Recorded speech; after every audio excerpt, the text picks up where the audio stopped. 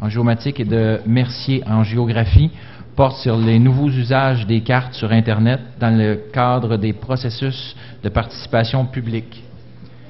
Ces champs de recherche sont la démocratie participative, la cartographie en ligne, le Web 2.0, la géolocalisation et la géographie sociale.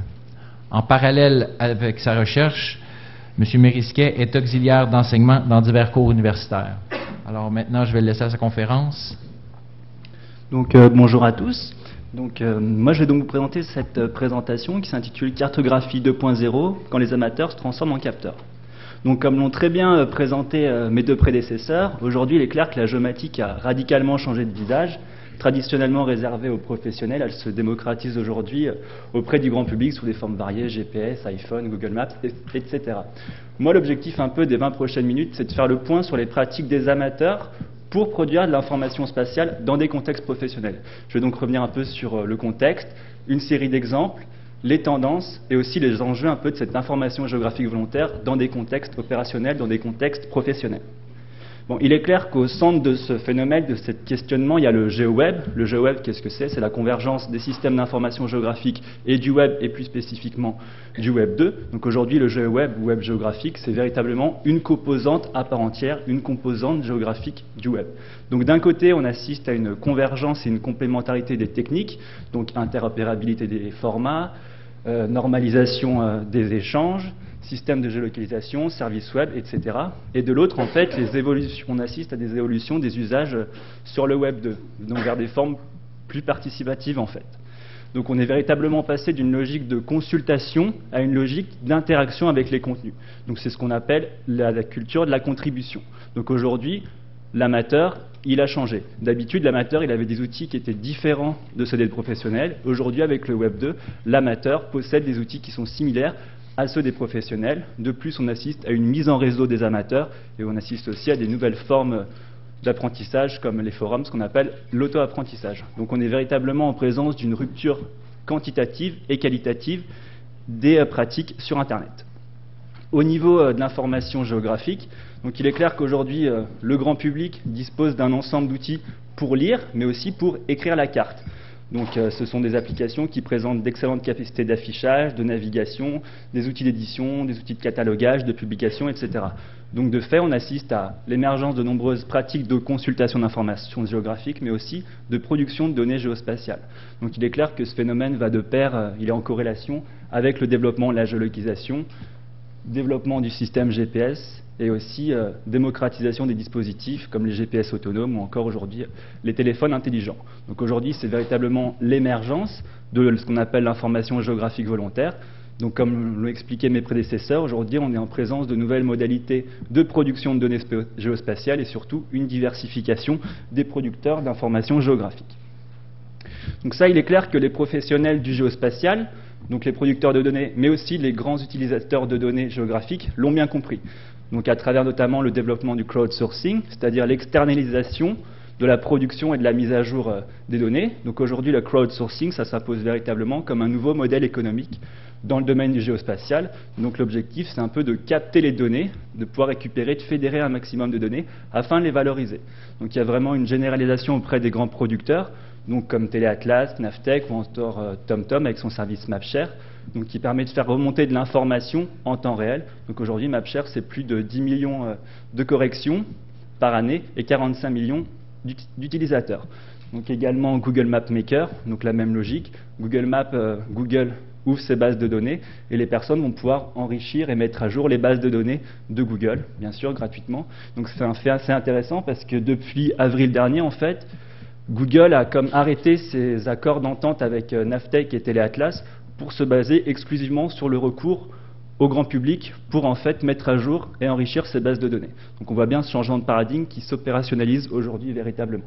Donc il y a aussi l'exemple d'OpenStreetMap. Aujourd'hui, enfin OpenStreetMap, je pense que tout le monde connaît, le projet de cartographie communautaire du monde. Donc aujourd'hui, les données d'OpenStreetMap sont au fur et à mesure intégrées dans Bing Maps, donc le service cartographique de Microsoft, et également de plus en plus utilisées dans de nombreuses collectivités territoriales comme des municipalités par exemple. Donc au-delà de l'utilisation par les professionnels, moi ce qui m'intéresse dans cette communication, c'est de vous parler un peu du concept de science citoyenne, c'est-à-dire l'utilisation de ces technologies, de ces pratiques par les scientifiques. Donc qu'est-ce qu'on appelle la science citoyenne? La science citoyenne, ce sont en fait des programmes de recherche qui associent des scientifiques et des amateurs. Donc dans les faits, les amateurs, le grand public, des passionnés, des néophytes, des anciens chercheurs, etc., en fait, ils sont invités à faire, selon nos protocoles établis, des observations, des mesures, des échantillonnages et des comptages. À partir de là, ces données sont transmises aux scientifiques pour être analysées, utilisées.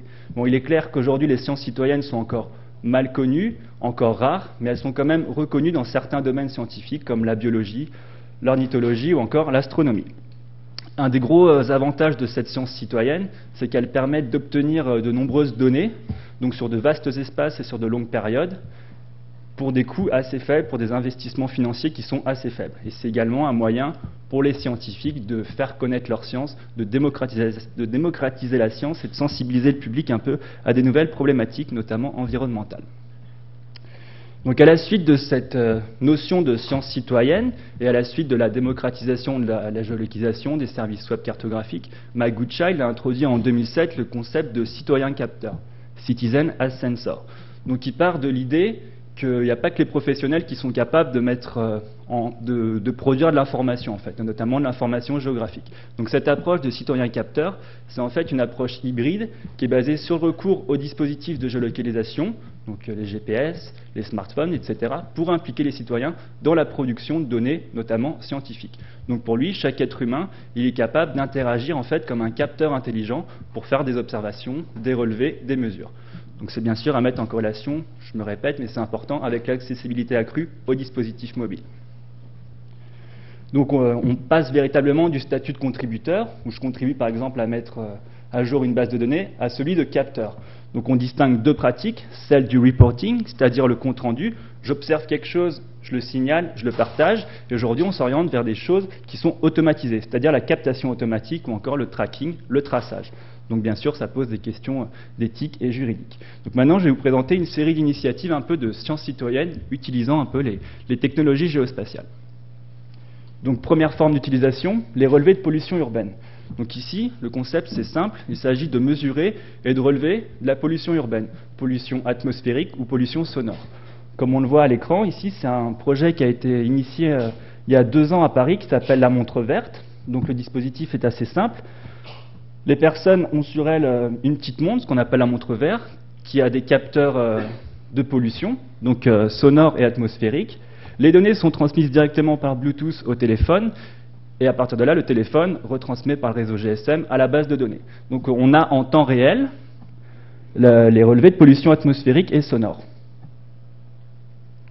Dans le même esprit, il y a cette initiative qui s'appelle NoiseTube. Ici, on n'utilise pas de dispositif spécifique, mais on utilise le iPhone ou le téléphone intelligent en général, et plus spécifiquement son micro. Donc à partir de cette application, on va pouvoir avoir en temps réel la pollution sonore des grandes villes du monde, donc par l'intermédiaire de dispositifs comme les téléphones intelligents. On a aussi l'observation de la flore, donc là c'est identifier et rapporter des plantes. La grande tendance, c'est ce qu'on appelle les espèces exotiques envahissantes, donc notamment c'est beaucoup développé aux États-Unis, un peu au Canada, mais surtout aux États-Unis, donc ici EnMap. Donc ça, c'est un projet qui existe depuis quelques années déjà, où les randonneurs se baladent et dès qu'ils voient une plante, une espèce envahissante, ils vont la géolocaliser, soit en temps réel, ou soit en rentrant chez eux, donc ce qui permet aux scientifiques de disposer d'une base de données plus complète en fait. La tendance aujourd'hui, c'est le développement des applications pour téléphone intelligent. Donc ça, c'est l'application mobile What's Invasive. Donc c'est pareil, je me balade en forêt et hop, je vois une plante que je trouve un peu bizarre, je vais regarder, je vais pouvoir l'identifier avec une banque de données de photos et je vais pouvoir la géolocaliser en temps réel et renvoyer les informations directement dans les bases de données. Il y a aussi le MD2EP qui développe en ce moment un projet similaire, donc qui s'appelle l'outil de... Enfin bref, c'est le même système, c'est pour inventorier en fait les espèces envahissantes. Donc eux, leur idée, c'est pareil, c'est de développer une application à la fois pour téléphone intelligent, mais aussi pour iPhone et aussi pour iPod. Voilà. Donc toujours à la suite de l'observation de la flore, on trouve l'observation de la faune, donc c'est le même principe. Donc ici on va identifier, suivre et rapporter des observations en lien avec des animaux. Donc la communauté la plus dynamique c'est celle des ornithologues, donc qui s'occupent des oiseaux, donc notamment eBird ou GeoBird, donc c'est toujours le même principe. Les passionnés se baladent, prennent en photo des oiseaux, les géolocalisent et partagent un peu leurs données entre eux et elles sont ensuite transmises aux scientifiques. Donc, comme je l'expliquais tout à l'heure, la tendance, c'est le développement des applications mobiles pour téléphone intelligent. Par exemple, cette application I've Got One. Donc ça, c'est pour l'État de Floride, en fait. Quand on voit un animal qui n'est pas considéré comme correct, par exemple ici un serpent, on va pouvoir le géolocaliser, on va pouvoir prendre une photo et partager un peu son observation. Donc c'est toujours le même système. Ou encore ici, c'est un projet assez original qui s'appelle le California Roadkill System. Donc ici, on va géolocaliser et rapporter en fait les observations d'animaux mais morts en fait. Donc ça peut paraître un peu anecdotique, mais en fait c'est utile parce qu'à partir de ces données, en croisant géolocalisation, espèces, etc., les scientifiques vont pouvoir croiser ces données et mettre en place des dispositifs de protection des animaux adéquats. Donc voilà, par exemple, on voit sur cette carte, on peut croiser les données. Donc, autre forme d'utilisation de ces technologies de géolocalisation en temps de crise. Donc ça existe à peu près depuis 2 ans. Ça s'est développé notamment avec le séisme qu'il y a eu en Haïti en 2010. Donc ici, il s'agit à la fois de cartographier, de témoigner et de rapporter des événements. Donc cartographier, bon là c'est un exemple je pense que beaucoup de personnes connaissent, c'est la communauté OpenStreetMap qui s'est mobilisée après les séismes en Haïti pour produire des cartes, des référentiels routiers adaptés et utiles pour un peu aider les secours sur place. Donc au-delà de produire des cartes, il y a aussi les témoignages avec le développement de ce qu'on appelle la plateforme de témoignage USAID. Donc ici, les personnes qui sont sur place vont pouvoir témoigner. Par exemple, ici, il y a un problème, ici, on a besoin d'eau, ici, il y a des violences, ici, dans le camp, on a besoin de nourriture, etc. Donc ça a eu un grand succès et aujourd'hui, USAID se décline dans la majorité des catastrophes naturelles qu'on trouve dans le monde. Donc là, j'ai mis l'exemple, par exemple, de la marée noire qui est en Louisiane en 2010. Mais USAID a également été utilisé dans les tremblements de terre en Nouvelle-Zélande, à Christchurch l'année dernière, ou encore récemment lors du passage de l'ouragan Irene sur l'Amérique du Nord. Voilà. Et donc la dernière forme d'utilisation, là on n'est plus vraiment dans les sciences citoyennes, mais c'est quelque chose aussi qui se développe et qu'il faut avoir en tête, c'est toujours dans cette logique de reporting, c'est-à-dire que j'observe quelque chose, je le partage, je prends une photo et je géolocalise, c'est le fait d'alerter les services techniques. Donc ici, les personnes, les citoyens, les habitants des villes vont signaler en fait des problèmes de voirie, des problèmes d'insalubrité, etc. Donc la démonstration, c'est par exemple, je me balade en ville et hop, je vois, je sais pas, un nid de poule par exemple. Donc je sélectionne nid de poule, je prends une photo, je le géolocalise, je finalise en fait mon rapport, et à partir de là, ces données sont transmises directement aux services techniques, aux services municipaux, comme ça leur permet d'avoir un peu un meilleur rapport au terrain. Donc au final, on se retrouve avec une fiche assez descriptive. Donc ici, c'est l'exemple de Fix My Street Canada, donc il y a un nid de poule à l'angle de René Lévesque et Saint-Urbain par exemple. Donc ça, c'est quelque chose qui se développe de plus en plus aussi. Voilà. Bon, il est clair que là, je vous ai présenté pas mal d'initiatives qui peuvent paraître un peu anecdotiques, un peu rigolotes, mais il est clair qu'au cœur de tout ce phénomène, c'est véritablement la question de la qualité, la question de l'utilisabilité de ces données qui est centrale en fait. Donc il est clair qu'aujourd'hui, au cœur de ce questionnement, c'est l'expertise géographique des contributeurs qui est questionnée. Logiquement, la distinction entre un professionnel et un amateur s'effectue au niveau de la complexité du sujet, comme entre un astrophysicien amateur et un astrophysicien professionnel, ils n'auront pas le même background, ils n'auront pas la même formation, les mêmes savoirs. Le problème, ou l'avantage, ça dépend comment on se place avec l'objet géographique, et notamment la carte, c'est qu'elle est familière à tout un chacun, et tout individu a l'impression de la pratiquer quotidiennement. Alors que l'information géographique, on le sait tous, elle repose sur un ensemble de critères spécifiques, comme la précision, la documentation, ou encore les questions de licence. Donc on se retrouve un peu dans cette dichotomie entre, d'un côté, ce qu'on appelle les données amateurs, les données non officielles, et de l'autre côté, les données professionnelles, les données officielles. D'où la question de l'utilisabilité des données. Donc il est clair que l'utilisabilité de ces données pose des problèmes de nature culturelle. Et maintenant, assez rapidement, je vais essayer de re-questionner certaines doctrines qui sont profondément ancrées. Donc notamment au niveau de la qualité. Bon, il est clair que toute cette information géographique volontaire, la plupart du temps, elle est caractérisée par une absence de spécification formelle relative à la qualité des données. Donc pas de métadonnées, donc un frein à l'utilisabilité de ces données. D'où la nécessité d'une documentation pour une meilleure légitimité, pour une meilleure utilisation. Il y a aussi la question juridique. Mais en fait, tout dépend de l'usage de ces données.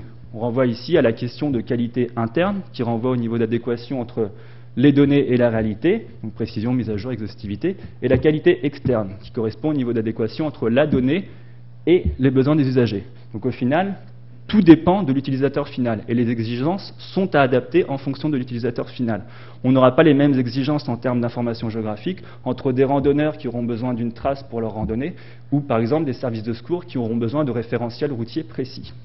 Il y a aussi la question de l'hétérogénéité et celle de l'incertitude. Souvent, la critique qui est faite face à cette information géographique volontaire, c'est qu'il y a une forte hétérogénéité. Mais il est clair qu'aujourd'hui, elle est inhérente au GeoWeb. On ne peut pas couvrir toutes les zones de la même manière. C'est clair que c'est lié au GeoWeb et au web en général. Il y a aussi la question de l'incertitude. Mais aujourd'hui, il y a pas mal de scientifiques qui prennent en compte cette incertitude comme partie intégrante de toute collecte de données, notamment des systèmes cartographiques qui sont développés, qui prennent en compte cette question de l'incertitude pour un peu qualifier ces données. Autre critique, souvent on dit oui, ces données qui proviennent des amateurs, elles sont validées souvent a posteriori. Aujourd'hui, il y a de nouveaux systèmes de gestion des contenus qui sont apparus, en fait, qui permettent d'assurer davantage de qualité dans la donnée, notamment avec le développement des GeoCMS, des applications comme MapChat-Tool avec du clavardage ou encore les wikis. Donc toutes ces applications prennent en compte divers critères comme le profil du contributeur, corrélation avec des observations similaires, système de validation collective, etc. Donc je renvoie à deux exemples, notamment celle d'Argumap développée par Greener, donc la carte argumentaire, donc, où quand les personnes posent un point, il va y avoir un argumentaire derrière, un peu comme un système où on lit un peu forum et information géographique, ou encore le Wikisig, où là on mêle système d'information géographique et wiki. Donc en conclusion, aujourd'hui, tout le monde, professionnel, amateur, dispose d'un ensemble d'outils pour lire et écrire les cartes. Donc démocratisation de la géomatique, engouement du grand public pour la géolocalisation, indéniable.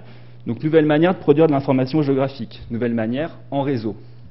Convergence bien sûr avec la géolocalisation, prolifération de données provenant des amateurs, et comme je l'ai montré, de nombreuses initiatives illustrent bien les potentialités. Donc véritablement, il y a de nombreux défis qui se posent pour les professionnels, pour les organisations territoriales, sur le plan de la gestion et de l'aménagement du territoire, pour les entreprises utilisatrices de données géographiques, pour la mise à jour et l'enrichissement des bases de données, et bien sûr pour les scientifiques, pour la collecte de données, mais aussi la sensibilisation aux problématiques environnementales, aux problématiques scientifiques. Mais il est important de voir comment on veut placer l'amateur dans ces stratégies, si on le voit comme un simple acteur ou comme un simple consommateur d'informations. Il est clair que les amateurs, souvent représentés en communauté de pratique, représentent des sources d'informations exploitables et utiles. Donc soit les amateurs peuvent produire des fonds de cartes, donc des référentiels routiers, comme OpenStreetMap, soit on va recourir aux amateurs pour la correction et la mise à jour des données, donc comme font tous les grands acteurs du privé, ou soit on va plutôt les utiliser pour signaler et pour observer des problèmes, des phénomènes, donc logique de science citoyenne. Mais il est clair que la maîtrise du cycle de vie de ces données hybrides, qui mélangent amateurs et professionnels, de leur acquisition à leur valorisation, reste un élément central des projets.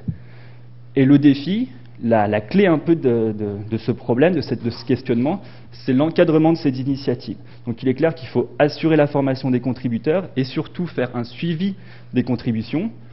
Et l'une des clés, c'est véritablement développer un sentiment d'utilité, voire d'appartenance à l'outil.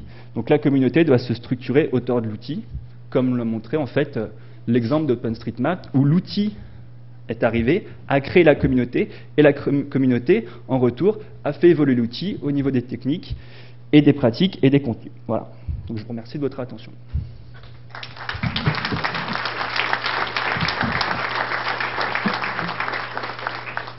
On aurait du temps pour une seule question.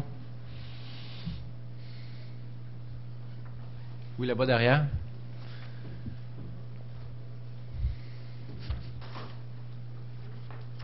Bonjour, Mathieu Bach, je travaille pour Fujitsu, on se connaît bien Boris. J'ai vu que tu as parlé là que maintenant Google et puis Bing utilisaient de la donnée citoyenne là, pour agrémenter leurs cartes, pour renforcer leurs données. Tu as soulevé aussi la question par la suite de la qualité de ces données et tout ça. Comment est-ce que Google et puis Microsoft répondent à ce genre de problématiques, la qualité, la juridique et tout ça? Est-ce que tu en sais quelque chose? Donc ils ont deux stratégies.